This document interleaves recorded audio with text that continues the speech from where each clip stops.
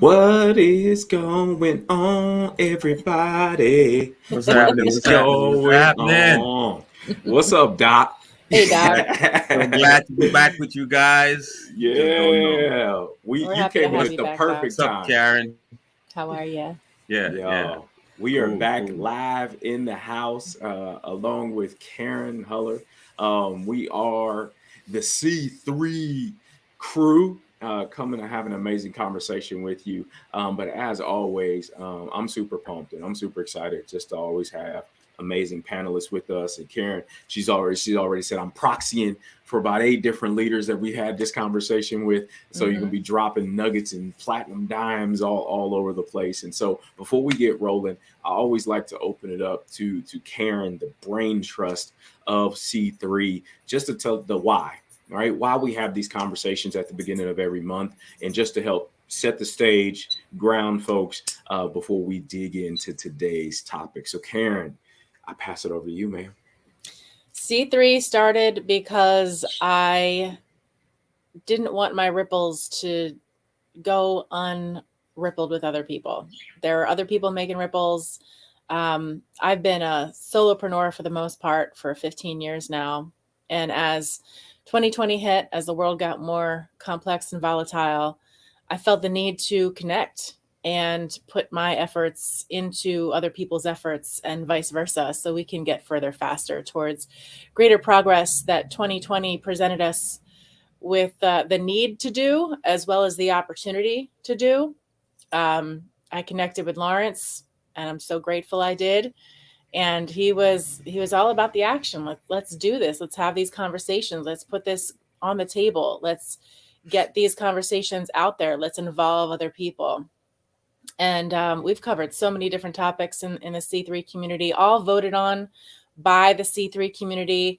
C3 community is about 200 people right now, growing very organically, just one connection to another. If you know other people who, like us, wish to co-create a more conscious corporate landscape simply by having these conversations, sharing best practices, sharing case studies, sharing the what ifs, the hypotheticals, the sticky situations, really just having that conversation and being able to have a civic discourse, as Doc is a very good expert in, about these about these topics related to conscious leadership. Today, we have the topic that was voted on by the C3 community, detaching from outcomes. This was something that was born out of a different Answer the Call to Conscious Leadership event. Just something that was like, yeah, maybe we should take a better look at detaching from outcomes. I have had conversations, as Lawrence was saying, with 8 different people about their thoughts about it in the corporate landscape. Some of them think that it's a great idea. And some of them don't think it's a great idea, honestly. So we're here to just talk about how does it work? Is there a balance we can strike? What does that look like? When does it not work? When does it work? Right? And Doc is our panelist here. Again, thank you, Doc, for joining us to talk about this topic. And I would like Doc to introduce his platforms and his programs for a minute, and then we'll give him an opportunity at the end there to tell everybody how they can answer and get more information about that. Doc, get the floor. We've known each other since before I was a mom, that's for sure, which seems like a ancient times. But you've always been somebody that I've enjoyed talking to. You bring such energy to conversations. You're great at putting the analogies forward that make us think about things in a more structured, actionable way. So I'm so glad you're here. Thank you. Boy, am I glad to be here. Excited to be here. Karen can do an introduction, boy. I tell you, when she gets you going, man, you feel like you need to walk on water. I am excited, as I said, because there's a part of me that was prepping as if I was getting ready to do some big TV interview. Yeah, because I know you guys and the C3 community come strong, come correct. But there's another part of me that says, look, I'm just hanging out with Lawrence and Karen, 2 folks for which there's mutual admiration. So I'm saying, okay, I'm going to try to balance the two. Do enough prep so folks feel like, okay, this guy didn't waste our time. But at the same time, keep it light and loose So folks says, okay, I had a good time listening to the conversation and the exchange. Let me just tip my hat to Lawrence as well. As Karen mentioned, I've known Karen before I've known Lawrence. And he and I have been having some powwow chats over the past few weeks on things we're doing separately. And so it's just really out of respect to both of you that I'm so excited to be here. So just to give you a little backstory, a little background, not long, because I want us to engage in the topic for the day, because I my experience, I can relate to what the individuals you spoke with, Karen, where they're coming from, and you'll get a sense for why I said it in a minute. But for folks who detect an accent, I'm originally from the islands, migrated here many years ago, basically to go to college. Ended up going to get a bachelor's in computer science, and they later sent me off to get my master's as well in computer science. In a nutshell, by training, I'm a computer engineer. By calling, I'm a writer and speaker. And by life's work, I'm a social commentator and civic advisor. And some of that will make sense as we talk through the whole idea of outcome detachment. Now, one of the things I'm extremely focused on, it's tied to my what I call my true calling. It's something I launched in 2019. It's called See America in Color. And it came about because of some discomfort, some anxiety, some confusion I had after a series of national news stories between 2012 and 2015 that just didn't sit well with me. And part of my struggle was there were times I felt like I understood the issues. And then a few days later, I was back to square one feeling confused. And so I thought to myself, enough of that roller coaster. I'm going to spend some time doing a deep dive, trying to understand the issues myself, not waiting for someone else to explain it to me. And so I did this deep dive in American history, the Black to America story, and hometown strong comebacks. And in the process of doing that, a lot of takeaways and a lot of concepts and a lot of content started to form and come together. And so See America in Color, and I won't spend a lot of time on it, but See America in Color is basically a social edge campaign that brings a better picture of civic and social issues for a higher level of citizenship. So that's my little background and backstory in a nutshell, just to prime the pump. Thank you for that, Doc. I appreciate that.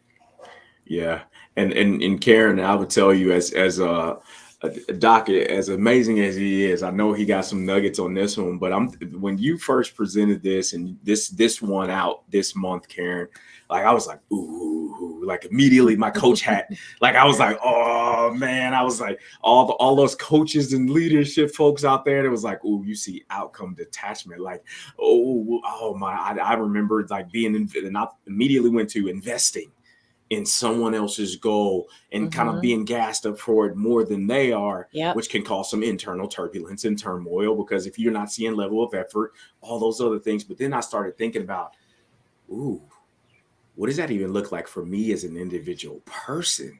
Like, because and now when you brought up like, hey, there's some counterpoints of, hey, do you or don't you? Because when it's personal to you, detaching from outcomes as a personal thing, Karen, like, what did you get from folks, like as you gave it to them, and what did you start hearing?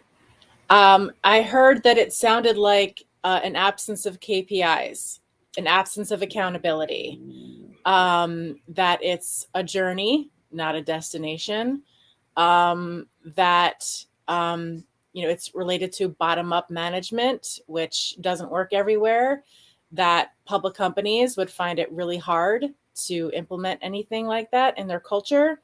And then, on the other end, there's like the law of attraction and energy and resistance. And, I thought a lot about being a parent, and it's really hard to detach from the, outcomes I have with my kids, like they're, that's like primal, you know what I mean?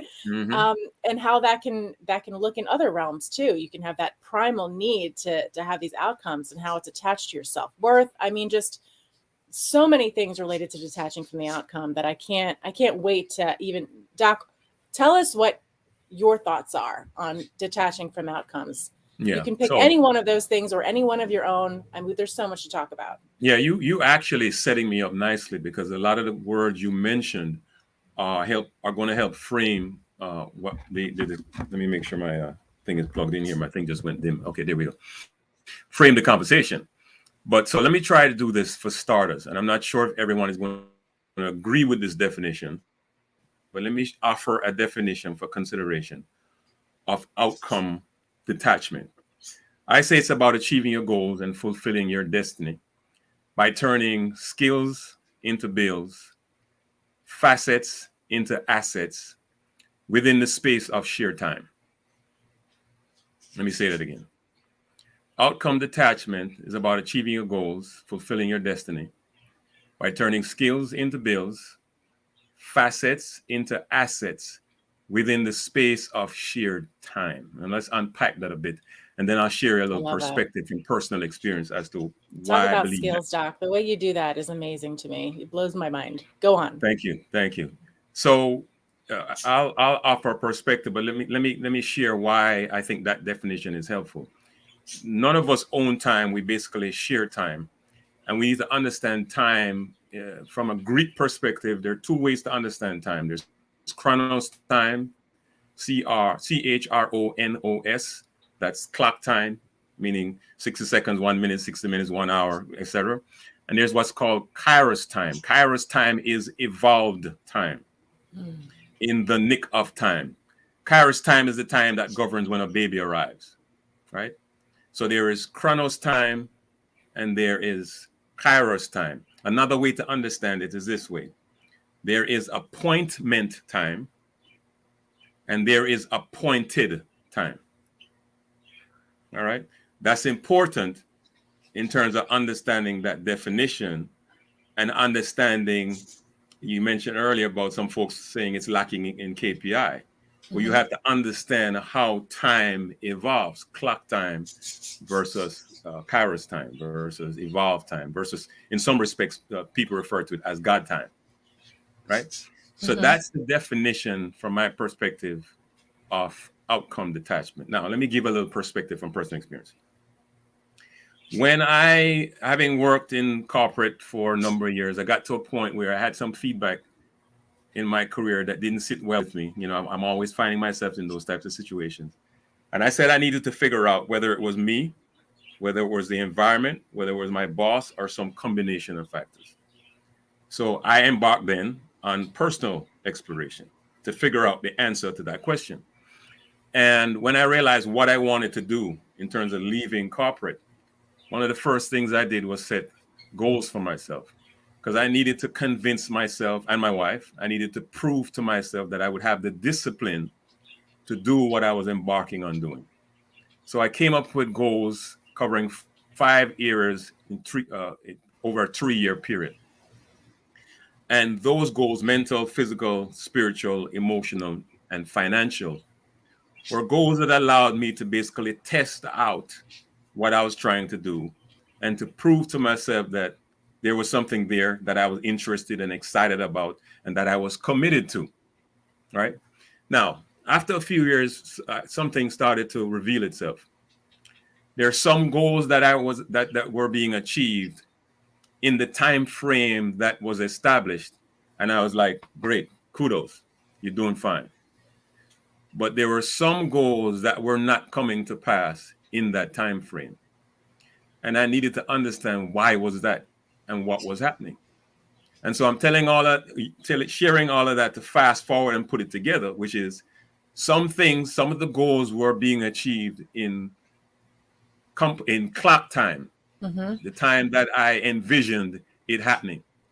But there were some goals that was taking longer, or operating out of clock time, or was happening in God time, was happening in Kairos time, right?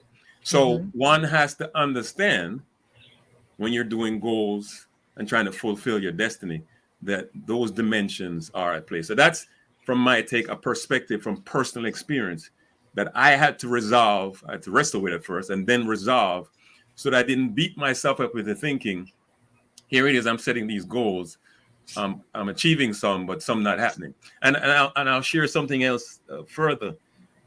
Recently, my wife and I, we met with our financial advisor, and we did the whole financial plan spread and that type of stuff. And I'm talking in fast forward version here. And at the end of the day, he says to us, well, based on the goals you say you have as a family, as a couple, you guys are 92% likely to achieve those goals. Now, without going into a lot of details, there's still some holes there. There's still some things that I have to make happen to get there. But what I'm saying is, while some of those things didn't happen in the time frame I thought they would happen when I set goals initially over a 3-year time period, the big picture tells me that we have a 92% chance of hitting the mark. So I just wanted to throw those 2 examples out to offer some perspective. This is what we doing, Doc. This is what we doing.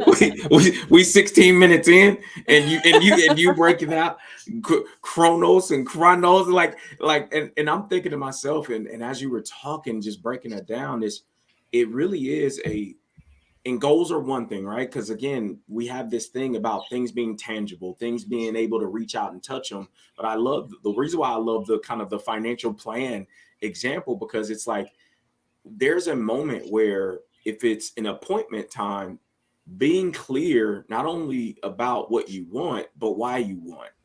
And again, so you could save money for the sake of saving money, but if there's no purpose, right, you won't even want to go into what are the gaps, right, which are the appointed time types of things. Like you can't take it out yet. We can't touch it.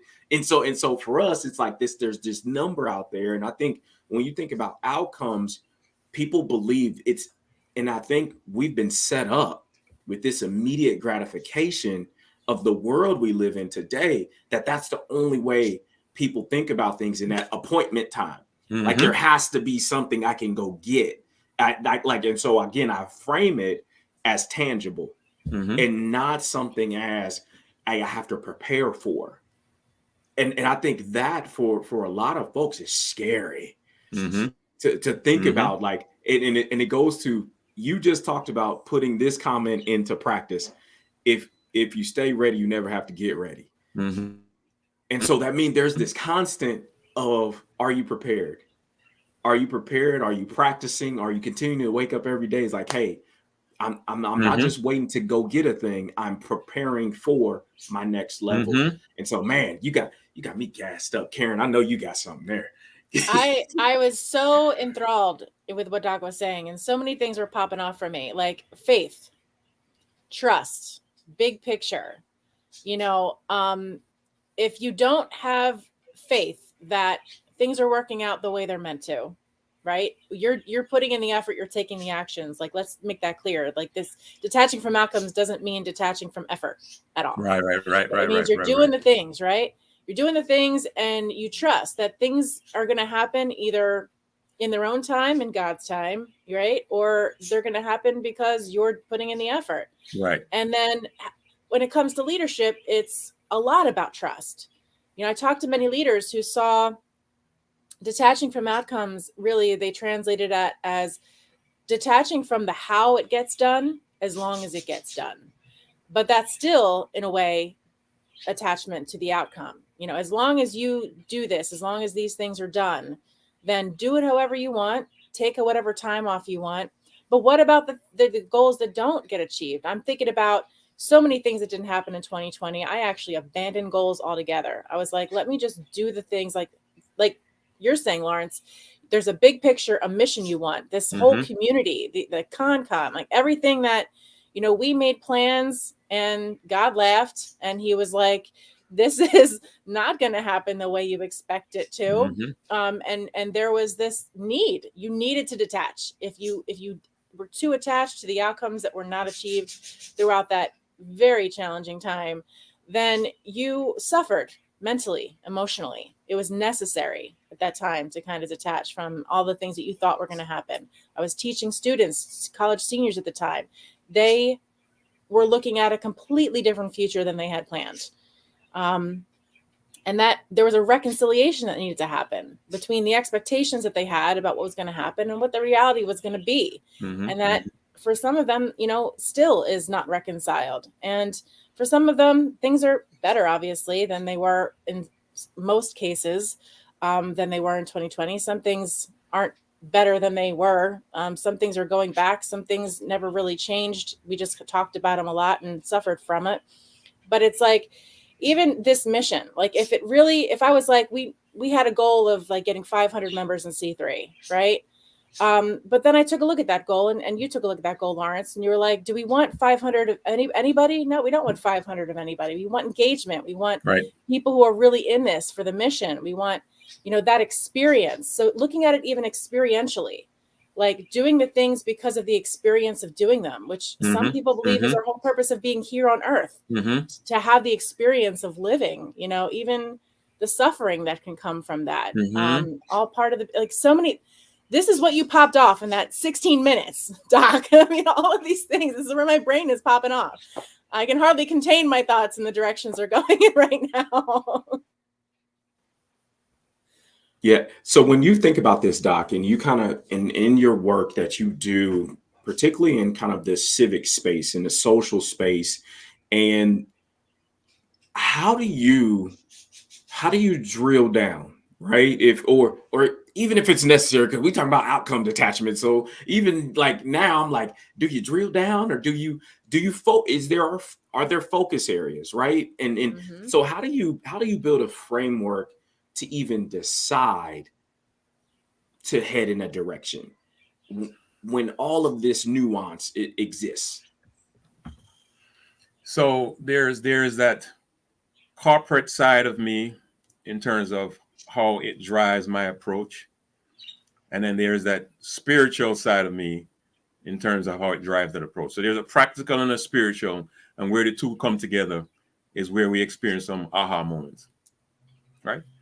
So the corporate side of me will ensure, for example, that I have a vision, I have a mission, there are some objectives, there's some time frames in terms of specific deliverables, specific projects, specific programs that I'd like to achieve. They don't always come together at the time I originally envisioned, but then sometimes part of outcome detachment means how you let go and let Kairos time resolve the situation, right? In religious circles, they say let go and let God, but you know, in our case, we just say let go and let Kairos time lead the way, right? So, and Karen mentioned faith, and we're going to get there because I'm going to share a faith example before we close that I think will help tie it all together. Now, let's take a step back a little bit. And Karen mentioned that I love to use analogies, and it's true because part of what happens is some concepts are so difficult to explain and so difficult to grasp that you have to find something in real life that you can liken it to, something in real life that people can relate to.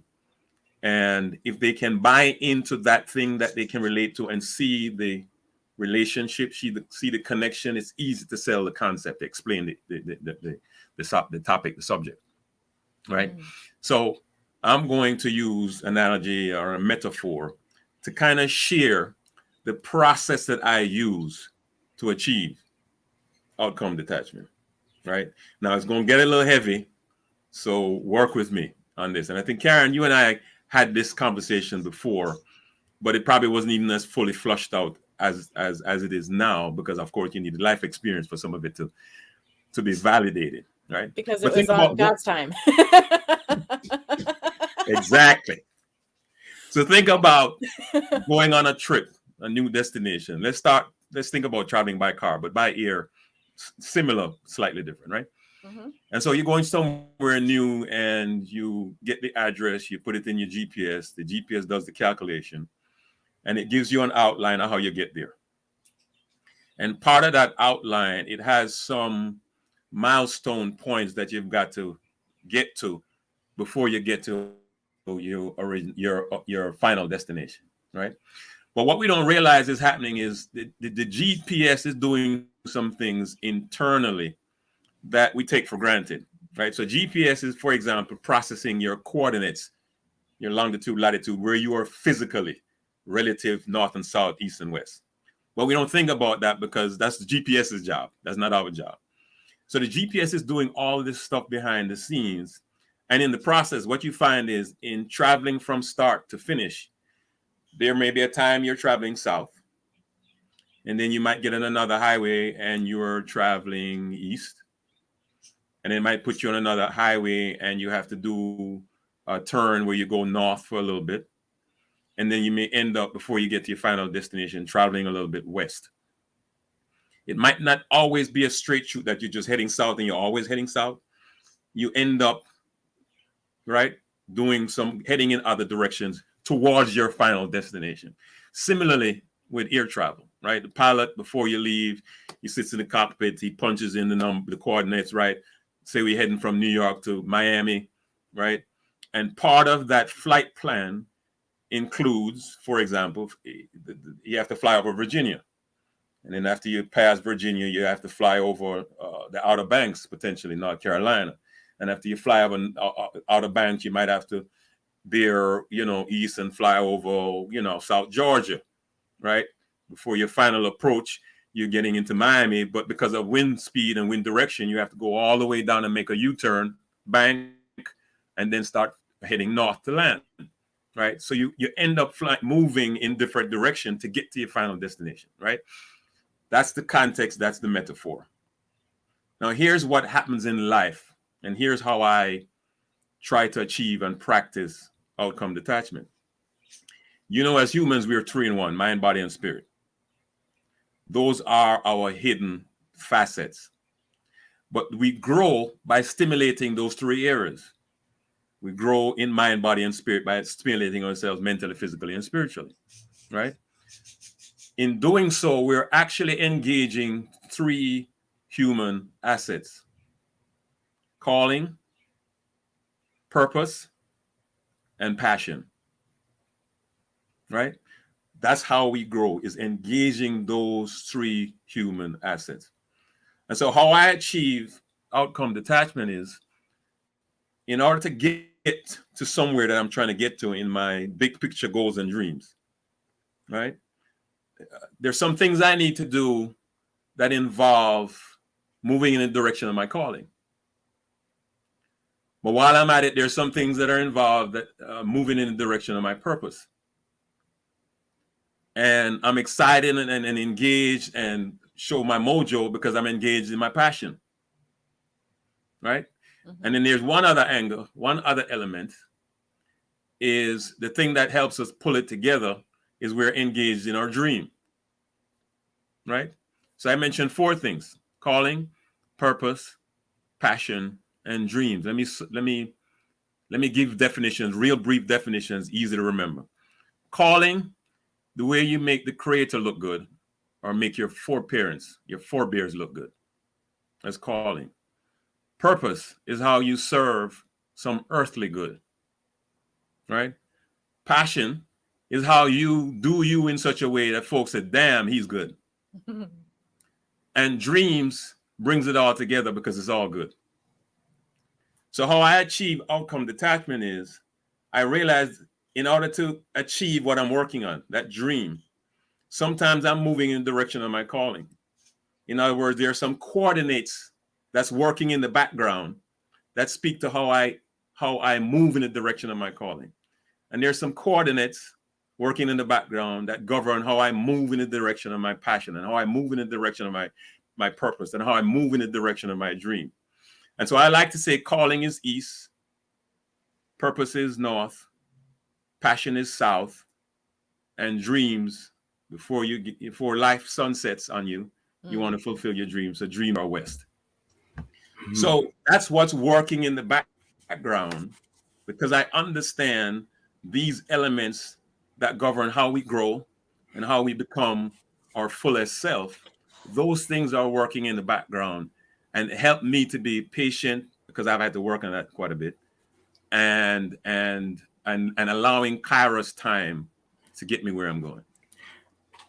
So Karen, Doc been doing his own work. That's what he just said. Yeah. In all of those areas, and the biggest thing that, as particularly as you were rounding that out, is creating alignment. That means you understand the message. In all of those areas, again, I don't believe are independent of each other, but they're a collaboration. Because as I know it, north, south, east, west, they're all directions. And if you're not clear on the direction, then where are you really going? And so even so funny thing is, yesterday we had bad storms in Georgia, and coming north from Orlando back to Atlanta, the pilot came on the intercom. He said, "Hey, our trip is taking a little longer. We're still getting to the same destination, but we actually have to go around because I want to make sure you have as smooth a flight as possible." And so we're going to the same destination.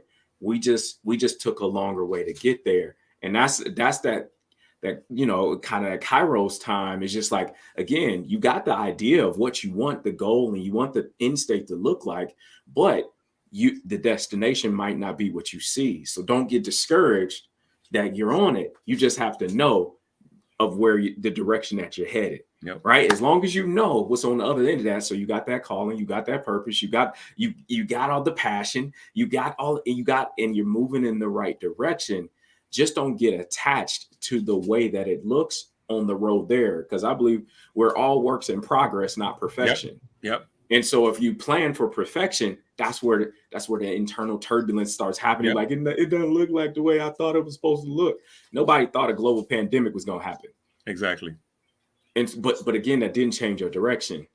That didn't change what you were supposed to be moving towards and growing towards. And so now, giving ourselves that opportunity to say, no, don't talk yourself out of continuing taking that next step. Just understand, don't fall in love with what that step looks like. Oh man, that's what I got. Karen, what you got? Yep. Perspective on outcomes. Perspective. So I was thinking about the airline, as a corporation and the outcomes that they want. They have all these different outcomes they need to achieve.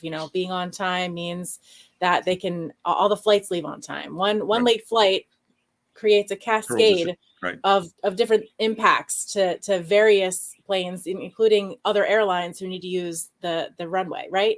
I mean, if your outcome that you want, most importantly, is that your passengers arrive safely and have a good experience on your flight, then you're not attached to the outcome of being on time, right? Right. And I think that's why the people who were in, there was somebody I spoke with from a Fortune 100 company, and she was the one that said it's a journey that we're on because we're still a publicly traded company, and we need to create outcomes for the shareholders, right? Of course. But there are also things that they're prioritizing as outcomes, including their employee experience, including, employee engagement, including customer experience, I think it's a matter of when the outcome that you are aiming for becomes something you can see is not going to be attained, putting a new outcome in perspective.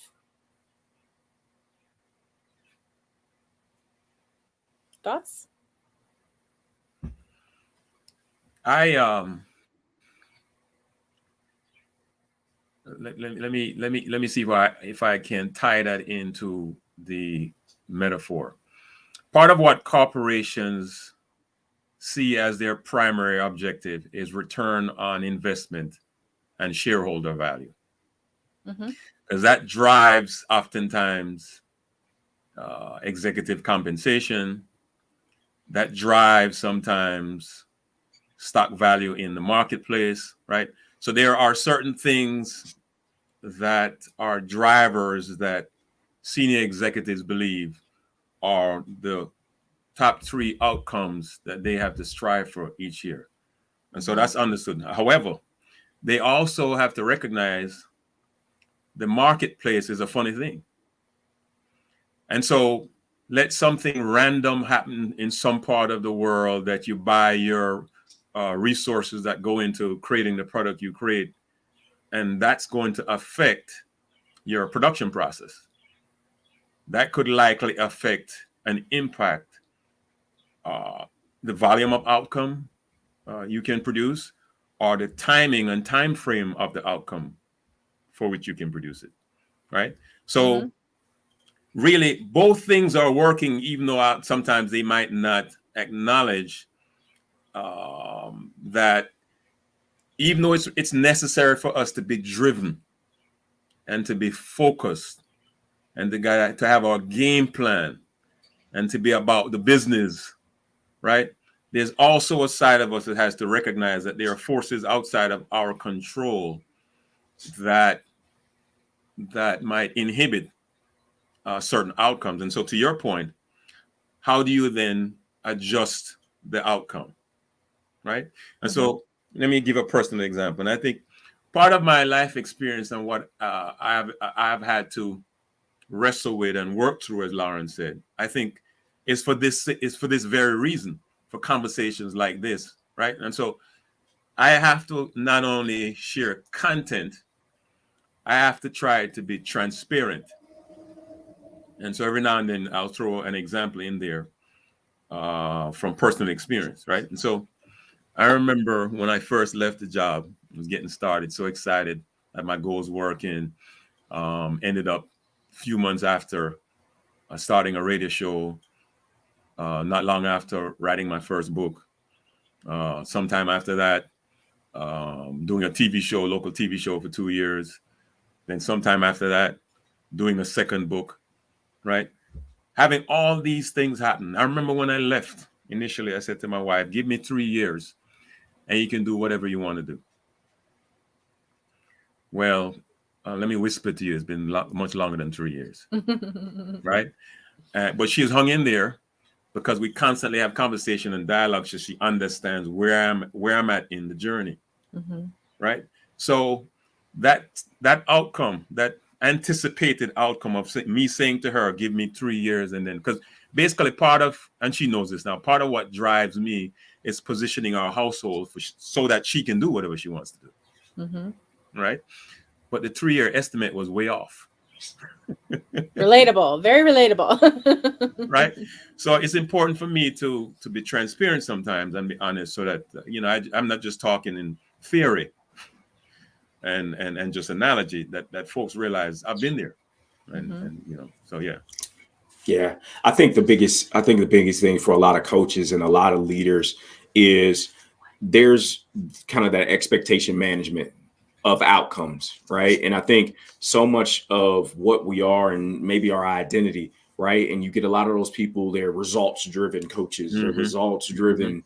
And so being tied to these things, and again, there being such a visceral emotional reaction to when they don't see things kind of framed in accordance with our traditional definitions of success, or different things like that. And I think that in and of itself can cause that disruption, if you will, inside of a lot of us. But I think, again, similar to what you've been describing, Doc, it's saying, okay, that didn't change the goal. You, in your mind, 3, right? 3 sounded like a really good round number. Yeah. But the reality of the process and the journey that you took a step towards was just like, along the way, I know for a fact you wouldn't get rid of any of the lessons. Absolutely not. Because now is why you can go fast, why you can accelerate, is because, again, that front end, you padded it. You with all that learning again. And I know a lot of us in our prayers, we be like, look, I could avoid that. If I got the knot. Why? You didn't tell me to duck. And so for a lot of us, detaching from outcomes is to say, hey, don't discount the learning. And that's, for me, one of the biggest things. You talk about personal stories, is getting to this point of having to reframe what I thought this thing was supposed to look like. And so understanding that, hey, I'm winning, or I'm learning how to win, and all that means. And so I would love to believe and love to be able to tell the story once I transitioned out the military, that I had a line of people who were ready to hire me, and they were super excited. But it was just like, but no, that wasn't the route I took. Now, I got some friends that happened to, yeah. But while they were already building. They're already growing, which is something I didn't do. And understand not to judge myself for my journey, but to just, again, be present for what's happening, and then make sure I know I need a community. I can't be an island of excellence or single point of failure. And so for me, detaching from my outcomes is to say, you know what, check your ego and ask for help. So you can have others in support of you. Where some people, I pull myself up by my bootstraps. I don't ever want that to be my story. So shout out to those of you who out there bootstrapping it. I want to be in co-creation with Karen and Doc and everybody else in the C3 community and other coaches out there, because to me, that's, again, I love the quote, you know, if you want to go fast, go alone. If you want to go far, go together. Like, I want that to be my story. I want that to be a part of my journey. And I really believe that for that to be true, you as an individual have to figure out the balance of detaching from outcomes, but then also creating alignment along this journey. Man, you got me popping off now. So let me throw out a couple of things real quick before I lose them. Right. So one is the going together, growing together, getting there together. As you know, Lawrence, I often say that one of the things that drives me is the idea that if we're going to be awesome, AWESOME, you got to spell the word we before you spell the word me. And so what I found is sometimes part of that getting there together, sometimes what's going on is I might not be ready, or the other persons might not be ready. And let me share it this way. And Karen has kids, and so she can relate. You know, sometimes your kids believe that they're ready to do something, and you as a parent know, nah, you ain't quite ready. I remember when I was teaching my daughter to learn to drive, she thought she was ready to drive, and I'm saying, nah, you need to just get some basic comfort level with rules of the road. So what I ended up doing was just taking her to a open parking lot and just have her drive in circle. And once I saw that she was able to handle that, I said, okay, now she's ready. I guess I could take her on the road. So sometimes we ourselves aren't ready, but it could be others we're trying to work with aren't ready, or they may say they're ready, but they're not quite ready. Right? That's number one. The second piece is in terms of the going together. When I left and when I decided to leave corporate, I said to myself then, first thing I'm going to figure out was, what is my purpose? I didn't want to just jump into something else. I wanted to be sure that I was aligning with what would be my true north, what was going to guide me true north, right? But part of that alignment involves going together in God's timing, right? And so part of that faith piece that has been just major for me, right? Part of that faith piece is understanding how to go and do and walk that journey, knowing that there is a greater force and a greater source that is taking you and walking with you. And it's not easy to do because the natural tendency is to think that it should happen snap of a finger.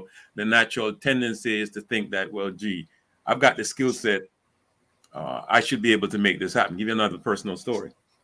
So I was part of an organization of journalists many years ago, and we'd attend meetings. And I was, I was like a community member because I technically wasn't a journalist, but these guys were newspaper writers and TV and that kind of stuff.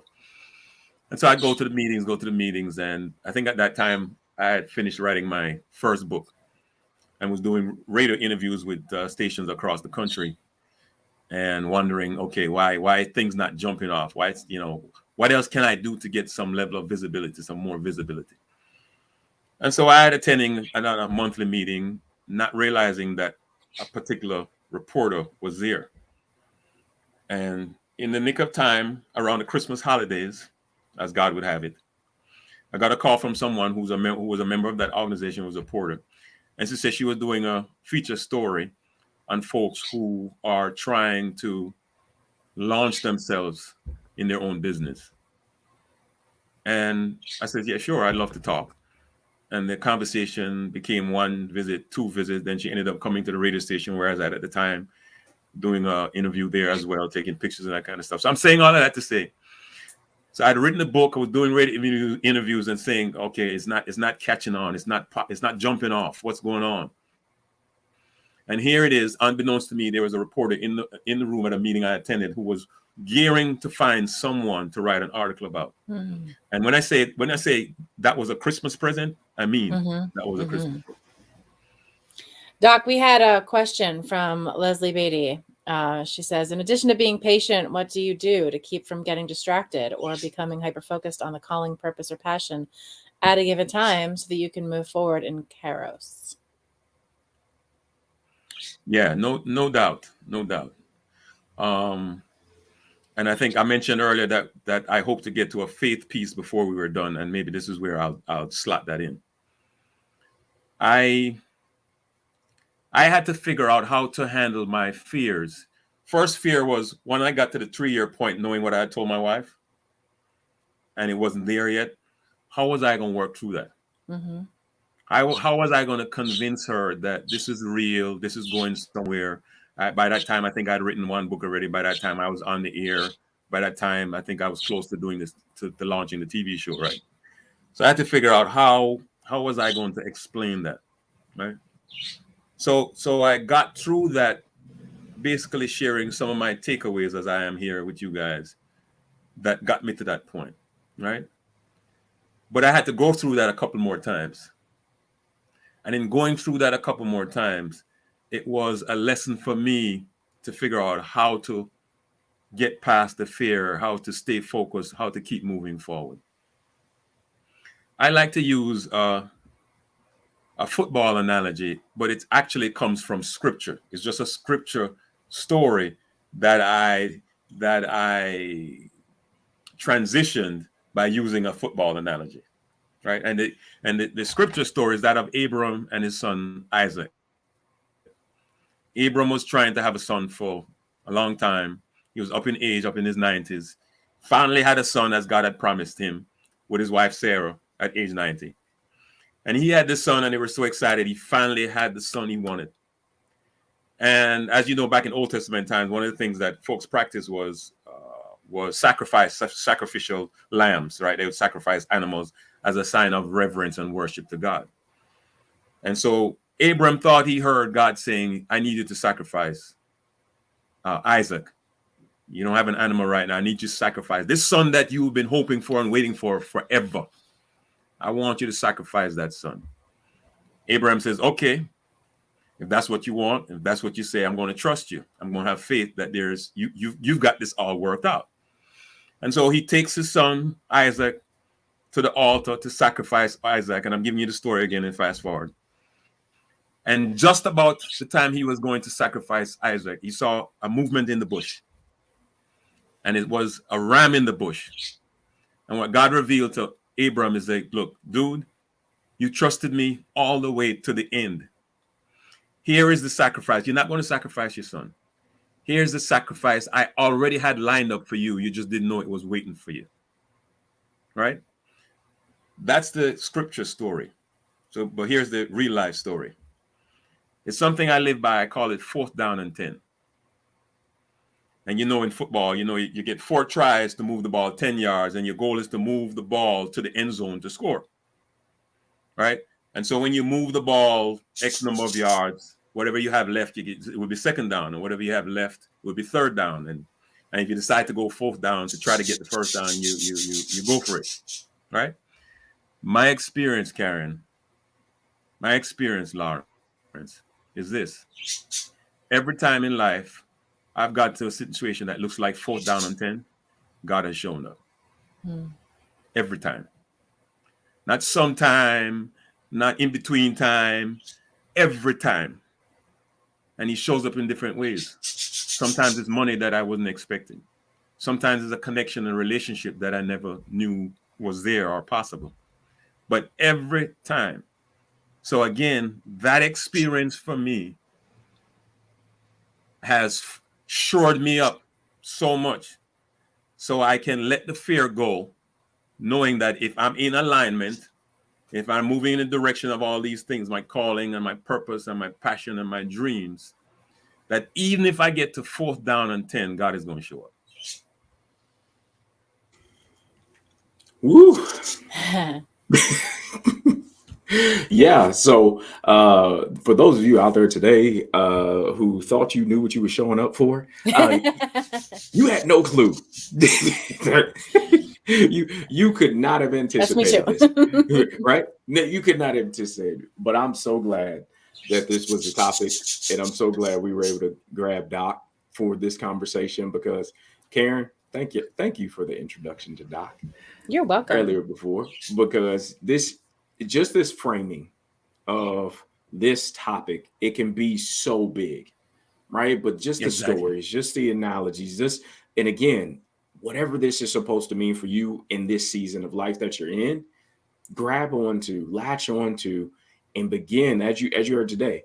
Kind of that faith without works is dead. So, and kind of if you're not moving in with some intention and understanding and some truth about you, then there can be some things that come up missing.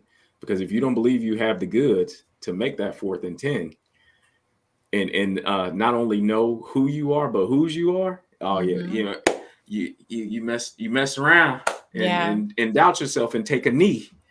And nah, you weren't supposed to take a knee. You was just supposed to Right. keep pressing in. And so, Karen, I'll hand it to you for you to try your best attempt at putting a bow on today. Yeah. Well, I think that what I didn't think about before was that attachment to outcomes can be really a process of fear.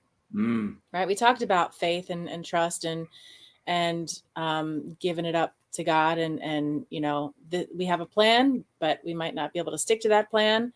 And then I think about innovation and how it's necessary. It's necessary. You can't possibly innovate and have an attachment to the outcome because oftentimes the magic happens when things that you don't expect to happen, right? Right. And to give room for that. And we talk about, psychological safety, failing forward and things like that. And it's really just when you're managing people in a space of fear, then that becomes micromanagement, right? It becomes that attachment. It becomes my outcomes are dependent on your outcomes. And so then there's this dynamic that inhibits not just innovation, but according to some studies that I was looking at, it exacerbates absenteeism and burnout. And, you might still have those outcomes, but you're having all this fallout as a result in the process.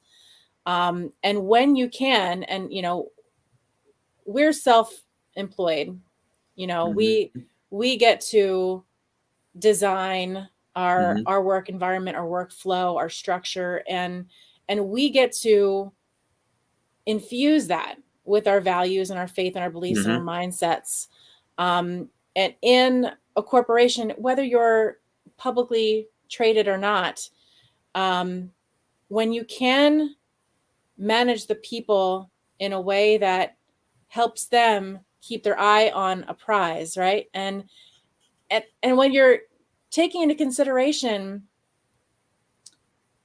every part of the process, there's what I love about what Doc was saying was that there's individual time, our own individual time, and then there's a collective time, and then there's a big picture time, right? And they're not always going to line up. They're not always going to be the same. And when outcomes are decided, that's not always in consideration of all of that, right? So sometimes you're striving for this outcome and it's not even, there's things you can't see about that. There's things working in a way that you can't see about that. And so it almost makes detachment to an outcome seem completely ridiculous and silly when you think about it,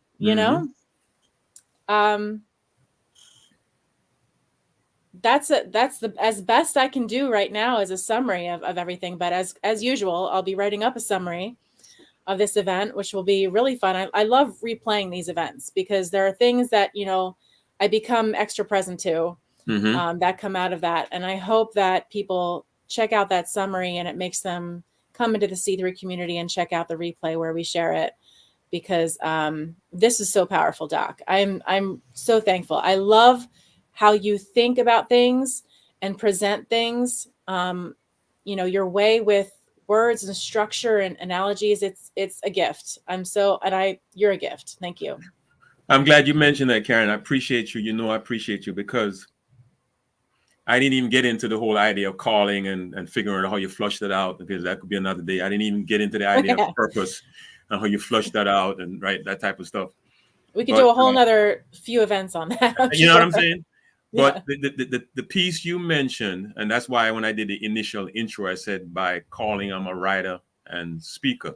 Mm-hmm. That's tied to, again, those hidden facets, hidden assets. That's tied to our gifting.